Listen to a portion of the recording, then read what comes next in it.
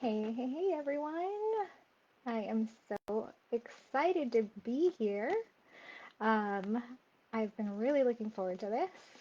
This is the first time I'm doing like a live like this, so hopefully everything is functioning properly and you're able to hear and see me. It's going to be fun. Thank you for hanging out with me tonight on this live Q&A session, Ask Me Anything. I just want to encourage you, if you have questions, go ahead, drop them in the chat, and I will answer them as soon as they come in. If you are joining me live, go ahead and leave a live down in the comments, or if you're catching the replay, leave a replay in the comments as well. That way I'll be able to see who's here and to thank you for joining us tonight. Um, yeah, so the purpose of tonight was I just wanted to hang out with some friends, take it easy. I feel like the middle of the year is kind of where we take some time to downshift, downgrade. We start at the beginning of the year, lots of energy, gung ho, making progress, and the middle of the year, up in the northern hemisphere, it is really hot. We're going out enjoying summer. And then in the southern hemisphere, it's chilly. You just kind of want to snuggle, take it slow and sleep. And we still got a few months before the end of the year. Panic starts to set in. So I figured tonight would just be an awesome night where we get to just hang out with each other and chat. Um, if you don't know me, my name is Caroline, and I started Woo Money Mastery because I believe that budgeting is like the number one key to, creating your own financial success, your destiny, building that confidence, building the life of your dreams. And I believe that it's possible for anyone. The name Woo Money Mastery kind of has a few little connotations in it. Money mastery. There are certain actions that you have to take, certain things that you have to know to really master you know your finances in the world that we live in nowadays. And then the woo part of it is kind of twofold. It's more of the mindset, right? So I firmly believe that you need two parts, intention and action, and both are super duper important, right? Like you need to have an intention, what you're going to do, with finance and abundance and money in your life, and then you need to take the action to accomplish it. But something that I found is when you do those two things, then there's really magic that happens, right? Like that's when you start getting lucky. That's when you start like getting a check in the mail that you weren't expecting. So it's kind of like a higher power steps into and like turbocharges the intentions and the actions that you've been taking. Um, some of you know my story. If you haven't caught it yet, its longer version is posted over on the YouTube channel. But I walk the talk. Like I've was a single mom, struggling to make ends meet, on welfare, working full time, living in the San Francisco Bay Area, was in a ton of credit card debt. And, like money is not one of those things that is, you know, taught in schools or in families most of the time. And we're just kind of like left to figure it out for ourselves. And it can get a little messy. So I figured out a super easy four-step process that I've been able to return to time and time again. And it's allowed me to like go from feeling scared or unsure, stressed out about my finances to empowered, right? Like I am able to make decisions and meet goals and like provide a life for my kids like beyond my wildest dreams 5, 10 years ago. And that confidence has just spilled over and blossomed in all areas of my life. The kids and I were able to move like 500 miles away, and we're living in an area where like I could say we're living our best life. Like they're doing phenomenal in school. We enjoy the area that we live. Like it's just things are so good, and I believe that it all really started with me figuring out how to budget and everything else that came along with it. And I've seen that happen for people as well. Um, I actually had one of the first clients that I've had who was in one of my workshops, budgeting workshops. She thought that the name Woo Money Mastery came from the feeling that you got. She was telling me, after she was into this budgeting thing for, a few months, that she was sitting down at the kitchen table working on it on payday, and she just got so excited that she stood up and went woo, and that is the feeling that I really want everyone to have, and I believe that's possible. Um, I chose today uh, specifically to have this Q&A. Of course, I wanted to hang out, but interestingly enough, today, just about 2 hours ago, we went into the first quarter moon cycle, and I'm also a certified moonologer, and I'm working on my soul coaching oracle card reading certification. And when you look at the moon cycles, the first quarter moon, well, the first kind of half of the cycle is really about taking action, right? And the first quarter moon is a time for you to be grateful for everything that you have and everything that's still to come. Um, Real quick, I just want to say if you have a question, go ahead, pop it in the comments, and I will answer it as soon as it comes through. If you're joining live, go ahead and write live in the comments so I know who's here. And if you're on replay, you can go ahead and write replay, and I'll be sure to thank you for joining me. Um, so going back to the whole moon cycle thing, I thought today would be absolutely perfect to have this chat with you because it's a great time to think about what actions you're going to take to kind of change your financial situation going forward, and to just be grateful for the place where you are and grateful where you are going to be. Hey, Natasha, so nice to hang out with you. Yeah, if you've got a question, pop it in and I will go ahead and answer it. Um, Interestingly enough, two days ago now, Venus also went retrograde, and I think everyone knows that Venus is the planet of love, but it is also known for being the planet of abundance. And so I figured, what perfect time to meet tonight, right? Like to be grateful for the love that we have, to be grateful for the abundance that we have, to love the abundance that we have so far, and that will be coming into our life as well. Yeah, if you have something that you are grateful for, just drop it in the comments. Um, for me, I am grateful for this ice cold water. It's about 90 degrees Fahrenheit here in Southern California today, and our air conditioner decided to take the day off. So I apologize if I'm a little sparkly today. But I've just been so excited to hang out with you guys tonight. Um, Another thing that I wanted to tell you is, for those of you who catch this, I am going to be giving away in an abundance-focused Oracle soul coaching session. This is super fun. Um, Natasha, how do you get into an abundance mindset when it comes to finances? Oh, that is an awesome question. Um, so I think the first thing that I think about when it kind of gets into that abundance mindset is, you know, just thinking about all the things that money can't buy, right? So being grateful for health, being grateful for, a family, like your kids, or just, spending time with loved ones, any experiences that you've recently been able to have. Kind of once I find that I've opened that door to seeing the world in that way, then I can start to be grateful for, well, how did those things come about, or what impact did money bring to that situation?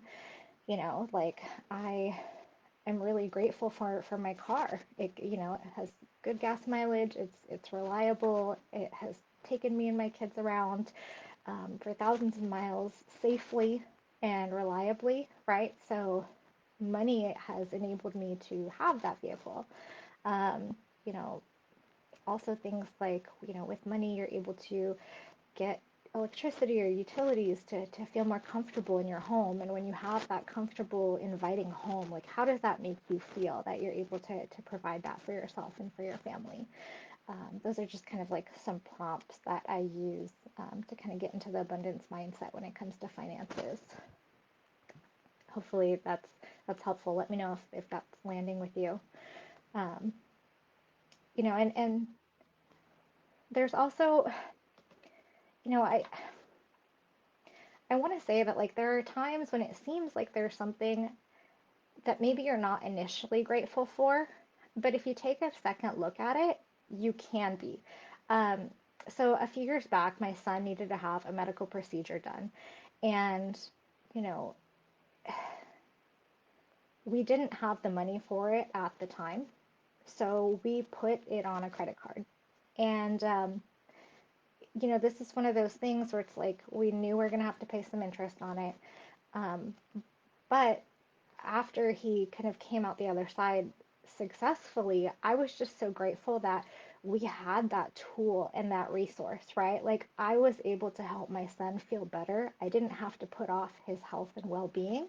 Um, because I had that tool. And like, yes, it temporarily put us back in a worse financial position, having some debt, having interest build on it. But the fact that I was able to leverage that tool that I had, the fact that I even had it available to me and I was able to like help my son in a way that without that tool, I wouldn't have been able to help him. Like, that's what I'm super grateful for. Um, yeah, so even like taking something that maybe at first glance doesn't seem like it's easy to cultivate gratitude for, but just seeing like the opportunities that you have, um, it really does help. So, yeah. Oh, as I was telling you guys about the abundance session that I'm going to give away to one of the people who is joining us. Um, if you're not familiar with oracle cards or readings or kind of these coaching sessions, it is really, really cool. Kind of you and I will kind of tune into each other, let really everything else go, and we pull, just as an example, like I've got this card deck here, I've got a ton, um, and we kind of find out like what are some subconscious or underlying blocks that you have when it comes to finances? What are some like limiting beliefs that you have when it comes to money?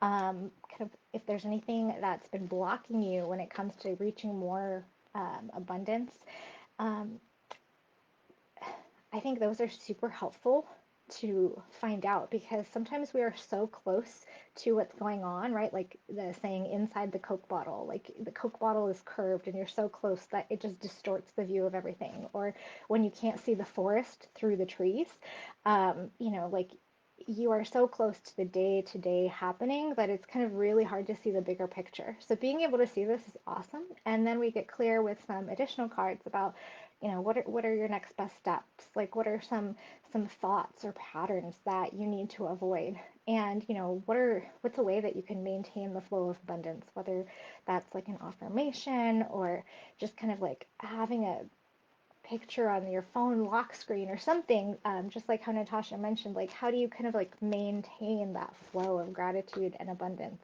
And it is really cool. It's super fun, and there's just been some like spectacular results with the people that have met with me to do this session. So I am really excited to be able to give this away. Uh, so kind of another thing that I wanted to bring up tonight um, is goal setting. So I've had a number of people talk to me over the past few weeks about goal setting, right? Like how do you set financial goals? Um, you know, how do you balance multiple financial goals, like if they all seem really important, or kind of how do you break down these big financial goals, right? Like if you're saving for a house or, just things like that. And I just want to encourage you that I'm going to give you a few different ideas and options and test out what works best for you, right? Everyone's kind of way of achieving goals, right? Like based on your personality works best. So find the one that works for you, find the one that's easiest to maintain, that you can see success with. And I also just kind of want to like give a little caveat that just because something is working for you now, if there is a life change, something happens in your life, you're kind of in a new season, there's been like a big shift, this way of working towards goals may not work for you anymore. So you may want to revisit this, try out one of the other ones again, see what works now in this season of life, or maybe combine them, test them out, really see what works. Like there is no wrong way to do it. Um, so the first thing to do when you set goals, if see we got another person hopped on. So if you have a question, go ahead and drop it in the chat, and I will get to it as soon as I can. Um, so with goal setting, so the first thing you want to do is I always recommend identifying like roughly 3 goals is like a good list to work on. If you start with, and then you'll start kind of well, one way to do it is you can work on them like one at a time, right? So if you have one main primary goal that you're focused on, um, I will tell you that you will achieve it so much faster than you believe you will. And it is super exciting. And if you don't have that next step of like what that makes possible after you achieve it and what you want to work towards after that, you can get a little, like ducky swimming in the water, little lost for a bit. And this has happened to me many of times. Um, so what you can do is if there is a goal that is super important to you, like say there's a debt that you want to pay off, or there is, like some kind of payment with like a due date coming up, right? You can like laser focus on that and put your other goals to the side temporarily. Um, and then when you reach that, revisit your list of goals. You already know what to do, and then you're able to kind of move full steam ahead. Another suggestion of what you could do, and this is great especially for longer term goals, right? So if you are investing or putting money aside for your retirement or saving for, hey Laura, welcome. If you've got a question, just drop it in and I'll answer it as soon as it comes up. Um, so if you're saving for like retirement or a new car or a house or something where, typically the full amount is not that easily accessible and it will take more than a few weeks to get there. What you can do is, of course, you can look at by when you want it, divide it up, and then every pay period or every month set that aside. Um, One of the things that I do, for example, is setting money aside for my retirement account. I treat it like a bill. So I schedule it by the 10th of every single month. I'm going to transfer X amount of dollars to that account, right? Because for something like my retirement, hopefully there is no like limit on how much I could save for that when I get to that point, right? So I don't necessarily want to put a cap on it, but I want to, continue to make forward progress. Um, so hopefully that's helpful. Just kind of like scheduling it in like a bill, making sure that you pay yourself. Um, what else was I going to say on that?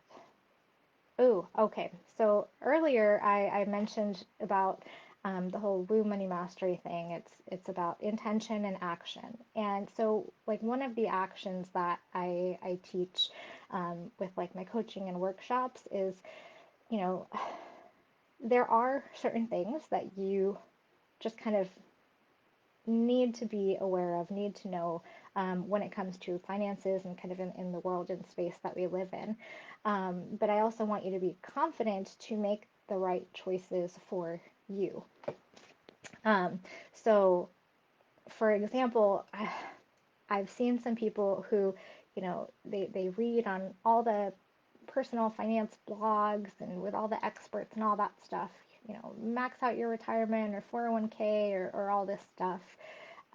It'll help you with your taxes. And, every person's situation is different. But if those people are doing that at the expense of, you know, not paying off their credit cards every single month, that is when them trusting in these experts and not trusting in what's right for them and their situation is actually hurtful.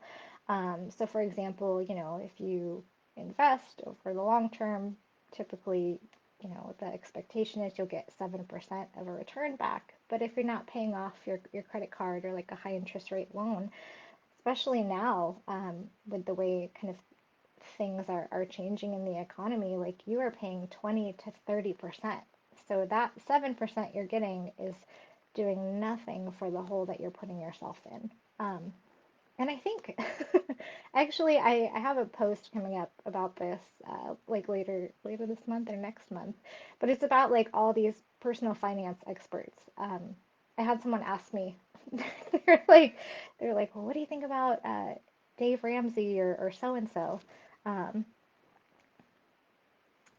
all right, Laura's asking, what are some suggestions for reducing ordinary expenses or during like when you're dealing with a reduced salary or during a sabbatical, something like that?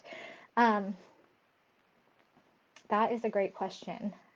So, when it comes to reducing expenses, um, I just want to empower you to realize that there is a lot more within your control um, than you might think at first glance, right?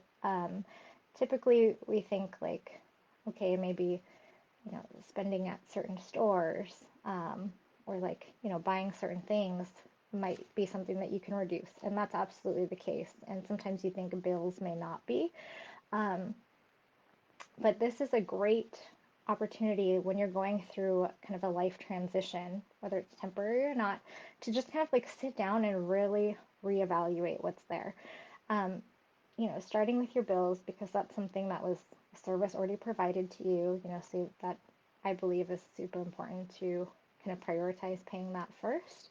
Um, I actually just got a bill from or in the bill from our utility provider, they talked about how they have different billing options, right? So, getting curious, going to their website, what are these different billing options?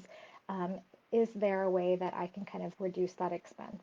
Um, Also, along those same lines, they have a program where they can have someone come out to your home and check to see where you are kind of using or wasting the most energy, right? So it may not be like an immediate turnaround, but if you can get someone out here within a week, if you know that, just replacing the vent on your dryer or, putting a blanket on your water heater, surprisingly, those things can save you 20, 50, or even more.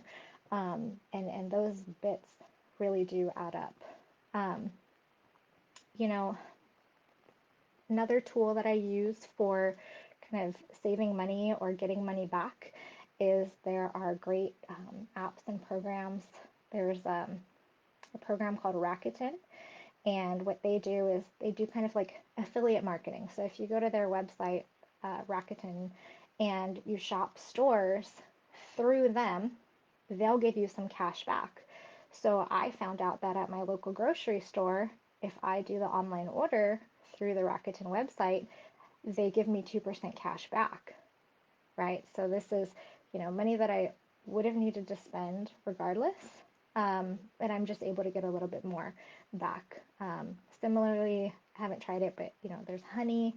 Um, I've heard of that extension. I currently also use, it's called Upside. So I found there's a few gas stations nearby that if I go to the app and I tell them that I'm going to be buying gas within a few hour period, then they'll give me back like 15 cents for every gallon that I spend.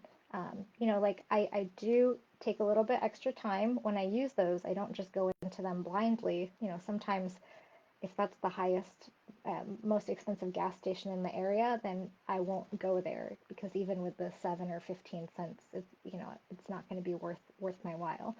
Um, but that's just kind of like a few little things to keep in mind, right? To like stack on top of the spending that you are going to have to do just to live and that you're still doing, just to get like a little bit of that back.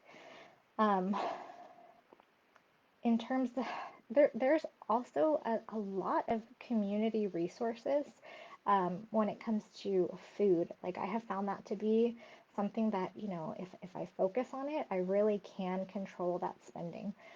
In the United States, during summer break, all libraries provide free breakfast and lunch to any individual 18 years or younger. So, that could be fun, schedule 1 or 2 days a week to go to the library with your kiddos, get like a little bit of a break, take advantage of those programs. Um, Similarly, there are CSA, like local community farms, where you can buy a box of whatever produce is in season, or imperfect foods, where they'll send you a box of produce that was not picked up by the local grocery stores because it's blemished or the color's off or something like that. So, if you're okay, or if your family's kind of health needs permit you to be a little bit more flexible with things like that, those are kind of some great ways to save some money on some of these expenses. Laura, let me know if any of these things are helpful, or if there's kind of like a certain particular category that maybe might be more helpful to kind of to brainstorm about, because I'm happy to do that.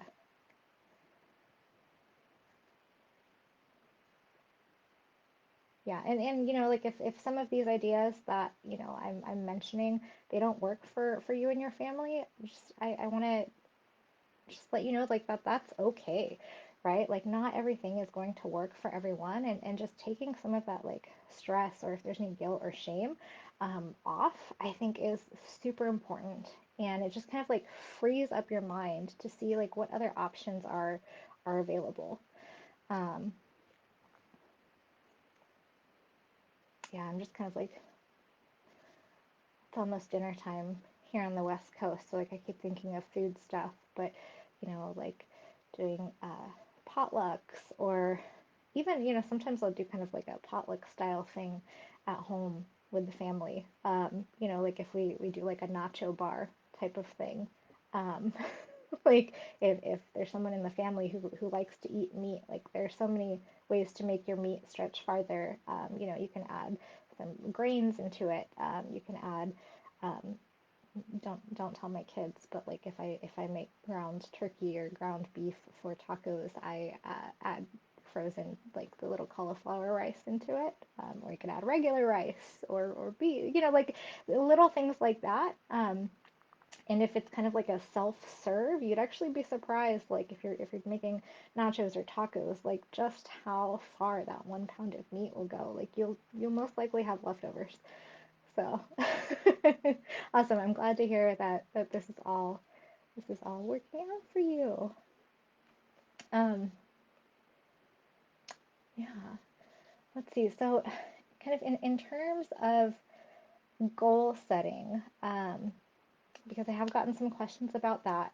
I like to recommend having a list of, at least two up to five. Three is a good sweet spot of goals. Um, you have one goal that you're working on. Oh, Natasha's gonna try sneaking in the veggies. So I was just thinking about this. I was talking to someone yesterday, and I love veggies. So I could always find a way to sneak some veggies in. And I feel like in what was that movie?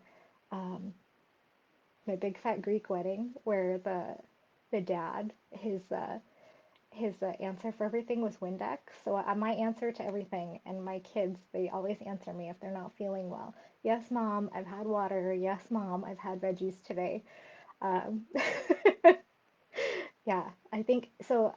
Something fun to try with veggies too. So if you're making like a milkshake or a smoothie, if you use frozen cauliflower rice, not too much, just like half cup or a cup, but make sure it's frozen. It keeps the consistency really creamy, which is awesome. And then you can't even taste the flavor. It kind of like picks up the flavor of if you add like chocolate or berries or anything else um, into that. Yeah, so that's something else that is fun. Sneaking in veggies. Yeah. What else is I? Oh my gosh, I'm having like a blonde moment. It is pretty warm in here. I apologize. Hmm. Oh, so with goal setting, yeah. So why I kind of like to have a few of them is one, like I mentioned, you're going to reach your first goal so much faster than you originally thought that you would have.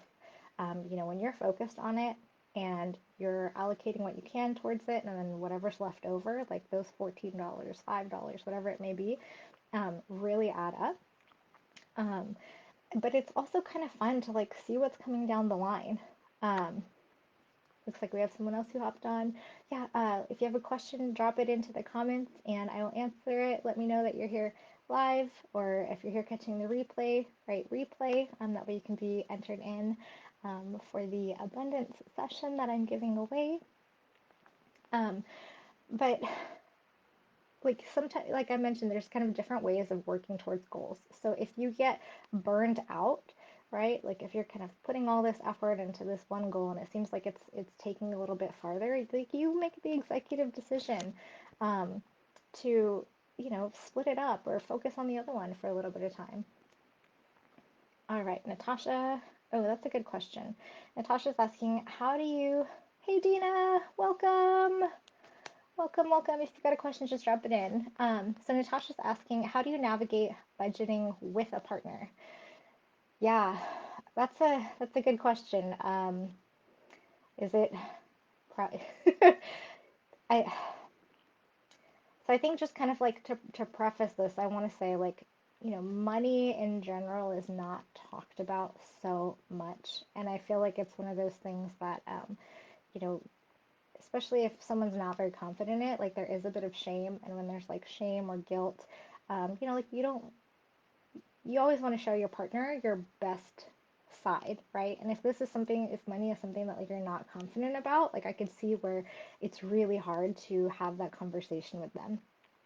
Um, but like anything, the first time you have that conversation, um, it's going to be like ripping off a band-aid, and it gets easier and easier every single time. I'll be honest, like I love talking about this stuff, and my partner and I just kind of started talking about it, not super in depth, and it's even a bit uncomfortable for me. Um, I think when you're kind of going into this process with a partner, you don't want to just, if you have that communication and you're able to dive right in, that's great. But it's really important to take the time to discuss with each other, right? Like, what is it about budgeting that's important to you? What is it about budgeting that's important to them? Or vice versa. What's not, like, why has budgeting not been important to you or to them up until this point? Is there something that is changing that dynamic, right? Is it like necessity or a feeling or like a wish or a hope or a dream? Just like discussing that with each other is important. Um, if if you're able to find that like you and your partner are on the same page, then it is awesome to have someone there with you. Just kind of like supporting you, helping you, reminding you of like the goals and hopes and dreams that you guys have set to accomplish together. Um, if there is a partner who kind of has more of a natural affinity to it than the other one, then again, having that conversation is super important, right? Like, I think that will make the other partner who doesn't necessarily want to be so involved feel like they're not getting brushed aside. And I still think that it's important to have, so in my framework that I teach, the fourth step, and it's the most important, is really just to like go back and analyze everything that happened during that budget period, kind of assess where you're at, what you did well, what you didn't do well, and kind of use that data moving forward for the next budgeting period. And I think like even if your partner might be a bit more hesitant, having them involved in that, having them see, that they are welcome to like see this information, that their input is valid, will kind of help them have a bit more buy-in. Um, Sometimes with a partner, especially like if you're on kind of two different pages when it comes to this stuff, I think acknowledging that it's going to take perhaps a bit more time to like find that sweet spot, that equilibrium, um, until you figure out what works best for your relationship. So, perhaps it might be that together, you guys sit down, come up with a plan, pay the bills, and then, um, you know, set aside a certain amount for each other to spend however, right? And like you don't even look at what he spends it on. You don't want to know, like if he doesn't want to budget it, like that $300 or whatever the case may be, like it's already out of the main family budget and it's gone. Um, you know, if they want to be more involved, then it's like, where are some areas that they're struggling? Is it with the tracking? Is it with like impulse control, right? So if it's tracking, like, maybe there is a certain account that you guys do this discretionary spending from, and because it has an app, you're able to see that spending in real time, so you can kind of like course correct as needed. Um, you know, Perhaps like they struggle with impulse control, right? So, like are there alerts that they can set up on your account, right? Like I know sometimes with one of my cards, it's like if I spend over a certain dollar amount, I'll get a text message asking if that's really me. Or coming up with rules, right? Like what feels good to you guys, right? Like there might be some kind of spending that your partner feels is really not a big deal, but to you it might be. So again, like that's having that conversation. And I just want to say that like there are certain things you can think of to talk about and strategize before it happens, and then there are certain things that the conversation will come up because something happened. Um, so just kind of want to like give that little bit of warning. Is that helpful, Natasha? Is there kind of like any area in particular that you want me to dive into? Because I'm more than happy to do that. Just kind of wanted to give like a few general ideas to get started. And it, Awesome. And then one more thing that I do want to recommend, so just kind of like anything when it comes to like relationships or working with a partner, um, there is this couple, there, John Gottman, and then I forget his wife's name, but they're the Gottmans, and they run the Gottman Institute, Gottman, and they are like the premier experts in the world about love and relationships. And like money is one of those huge categories that can like make or break a relationship. So they have fantastic resources. They have books. They have, I think like they even have a website where, if you search for the Gottmans or Gottman Institute and like help with money or something like that, I'm sure something will come up. I could probably look something up later and send it to you later today if you'd like. But like money is a huge make or break area for relationships, and they've done a ton of like actual scientific research into it, and they have tips and best practices for how to approach these like, really kind of deep conversations with your life partner. So yeah, they're another great resource that I highly recommend.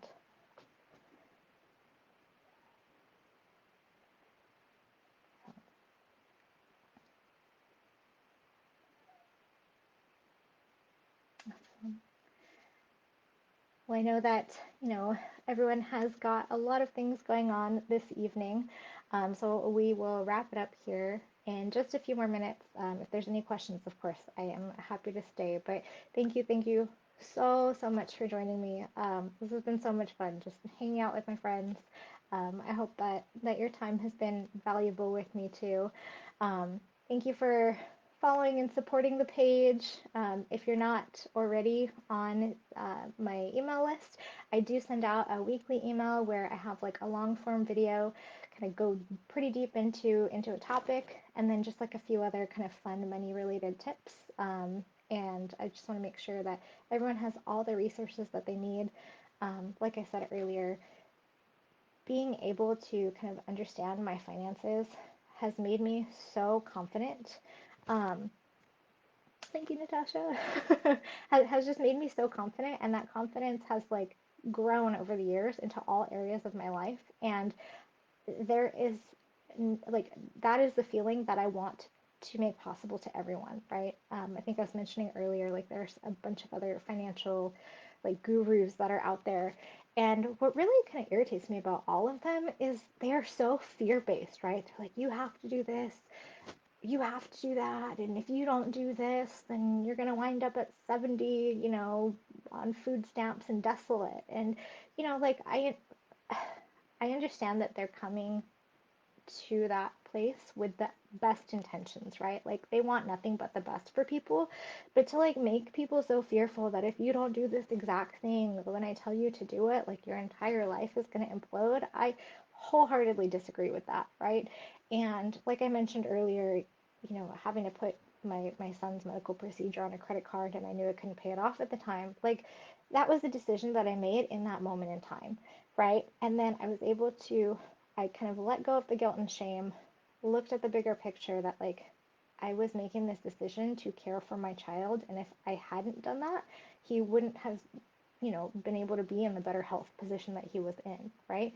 And then let go of that guilt and shame, and then I just continued to move forward, and within a few months, like the problem was solved, and it's like, like that few months of debt that I had didn't even exist, right? So it's like in the grand scheme of things, like the fear and the guilt and the shame, like I feel it has no place in the money world. And if you can feel good when you're dealing with your finances, or if you're in that place of like gratitude and problem solving, like you'll be able to like test and tweak different things, learn more about what works for you and for your family. And then when you have that knowledge of like, ordering groceries online really works for us.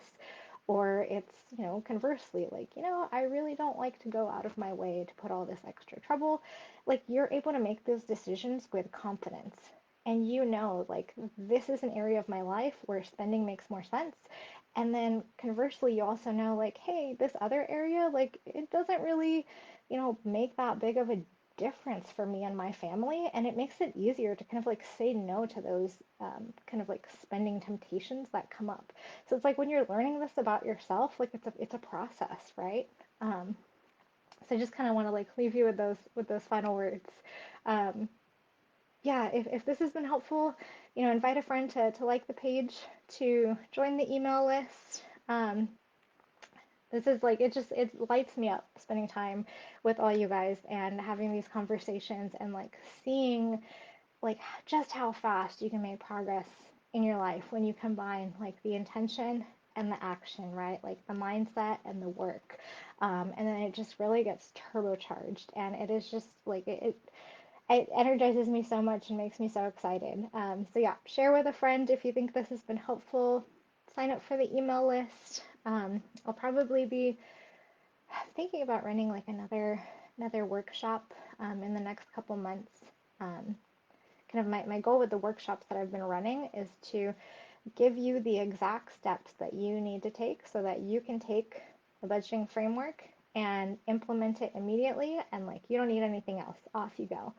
Um, this is kind of just like off the cuff. I've been like thinking about it for like the last few weeks or so. Like maybe it would be fun to offer like a 3-month one-on-one coaching program. And I'm like envisioning it as like I spend one-on-one time with you, and when we start, like I'm holding your hand, we're doing everything together, right? You can see how the process works. And then, like a kid learning to ride their bicycle, like, you know, first we'll take you on the road with your training wheels, then we'll take the training wheels off, but I'm holding on. Then you'll start to pick up speed on your own, but like I'm still 2 houses down watching you. Because I found that, within a few months, like I said, you've achieved that first goal of yours, and like learning how to stop when you've achieved a goal, slow down to speed up, reassess where you want to go, come up with a plan for it, and then like doing that again and again is super, super critical. Um, yeah, and I don't know, I think probably like the last thing that I want to leave you guys with, um, one, thank you. Thank you for being here. I really like I appreciate you guys all so much. But like just don't get discouraged. It's fun. Like money is a tool for you. Um, it's a way to show the world what matters most, right? Like um, for me and my family, like traveling and new experiences, like that is something that is so important to us. Like when we spend money on that, like we enjoy the heck out of it. But then there are other things that don't really matter to us so much. So when we got clear on that, like we are okay with like the things that we spend money on. And for you and your family, like it can change, right? And it is okay that what matters most to you isn't what maybe some experts say should matter most. Like that is okay. Like money is for you and it is a tool that like it is supposed to help you. So when you kind of like find and cultivate this relationship with it, like it really becomes like a synergistic relationship, right? Like the more you work with it, the more it works with you, and it's just like something magical about it. Um, yeah, thank you guys so much for spending your time with me. Feel free to reach out anytime, any questions, and anything you need. Like I'm here for you. I believe in you. I believe in your success. And I just can't wait to hear about how some of these tips work out for you guys. Have a good night. Thank you. Bye.